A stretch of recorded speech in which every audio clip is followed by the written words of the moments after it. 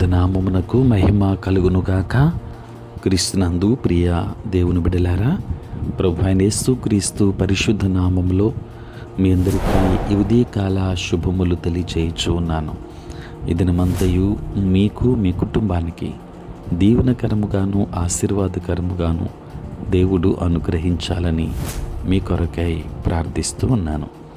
నేటి దినము కొరకు ఏర్పాటు చేయబడిన దేవుని వాక్యము కీర్తనల గ్రంథం 43వ సంకీర్తన 5వ వచనం.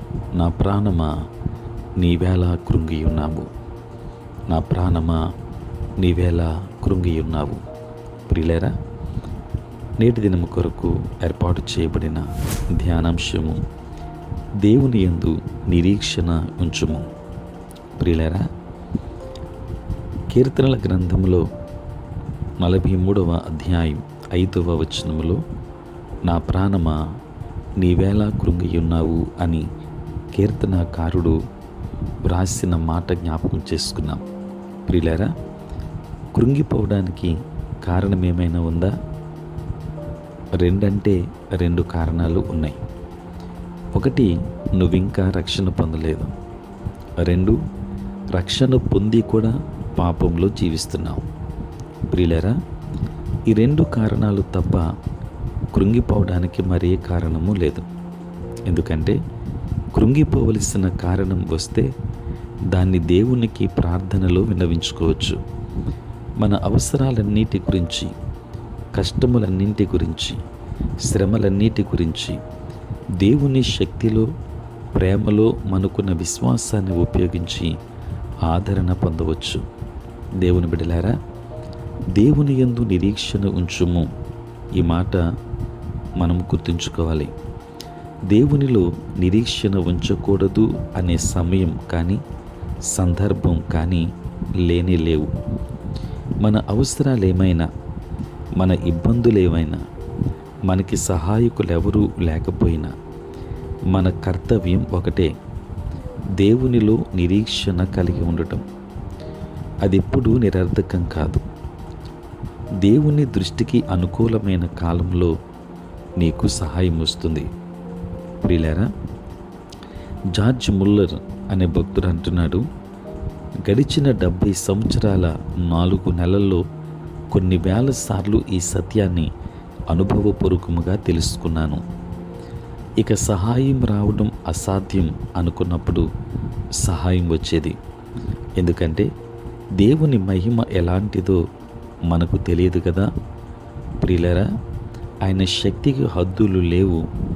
మనకి సహాయం చేయాలంటే ఆయన 10,000 సార్లు 10,000 మార్గాల్లో చేయగలడు అన్నాడు.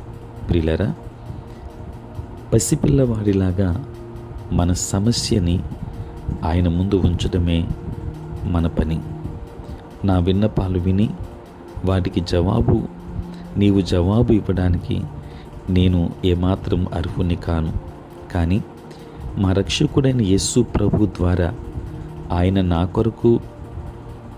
కొరకు నా ప్రార్థనని ఆలకించు. నువ్వు నా ప్రార్థనకు జవాబిచ్చేదాకా నమ్రతతో కనిపెట్టగలడానికి కృపను ప్రసాదించు. ఎందుకంటే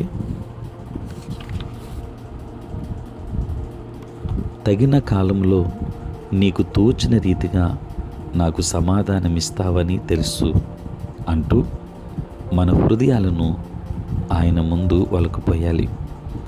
దేవుని బిడలారా, ఇకనూ నేను ఆయనను స్తుతించేదను అనే మాట గమనిస్తే ఎక్కువ ప్రార్థన, ఎక్కువగా విశ్వాసం మీద ఆధారపడటం, ఓపికతో కనిపెట్టడం, వీటన్నిటి ఫలితం పుష్కలమైన ఆశీర్వాదాలు. అందుకనే నేను నిత్యము నాలో నేను అనుకుంటాను, దేవుని యందు నిరీక్షణ ఉంచుము అని. ప్రియులారా, దేవుని యందు నిరీక్షణ ఉంచుదాం. దైవాశీర్వాదాలు పుష్కలంగా మనం పొందుకుందాం. దేవుడు మిమ్మును మీ కుటుంబాన్ని బహుగా దీవించును గాక.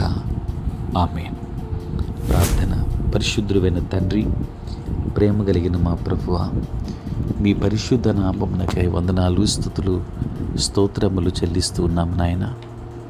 ప్రభువా, రాత్రంతయు కాపాడి సంరక్షించి సుఖనిద్రను మాకు దయచేసి మా జీవితంలో మరి యొక్క నూతన దినాన్ని మేము చూడగలిగే భాగ్యం ప్రభువా మీరు మాకు ఇచ్చినందుకే స్తోత్రాలు. దేవా, ఈ దినమంతా కూడా మీ సన్నిధి మాతో ఉంచండి. మీ ప్రసన్నత మాకు అనుగ్రహించండి. మా ప్రతి బలహీనత నుండి విడుదలనివ్వండి. నేటి మా పనులలోనూ తండ్రి, మా ప్రయాణములలోనూ పరిచర్యలోనూ మీరు తోడుగా ఉండండి దేవా. తండ్రి, ఈ దినమంతా కూడా మీ సన్నిధి మాతో ఉంచండి. అనారోగ్యంతో ఉన్న వారికి ఆరోగ్యాన్ని ఇవ్వండి. సమస్యలతో ఉన్న వారికి సమాధానమివ్వండి. ఉద్యోగస్తులు, వ్యాపారస్తులు, కష్టపడి పని చేసుకుంటున్న బిడ్డలందరికీ మీరు తోడై ఉండండి.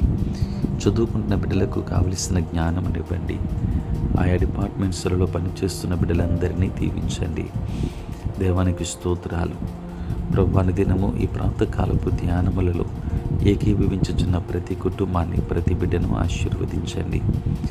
తండ్రి, పుట్టినరోజు, పెళ్లి రోజు జరుపుకొనుచున్న బిడ్డలను దీవించి నూతన ఆశీర్వాదాలు మెండుగా దయచేయమని, సార్వత్రిక క్రైస్తవ సంఘాన్ని ఆశీర్వదించమని, నీ సేవా పరిచర్య చేయుచున్న ప్రతి సేవకుని దీవించి ఈ పరిచర్యలో బలముగా వాడుకొనమని, తోడై ఉండమని యేసు నామములో ప్రార్థించి వేడుకొనుచున్నాము తండ్రి. ఆమేన్. తండ్రి, కుమార, పరిశుద్ధాత్మ త్రియేక దేవుని దీవెన సదా మీకును మీ కుటుంబానికి తోడై ఉండును గాక. ఆమేన్.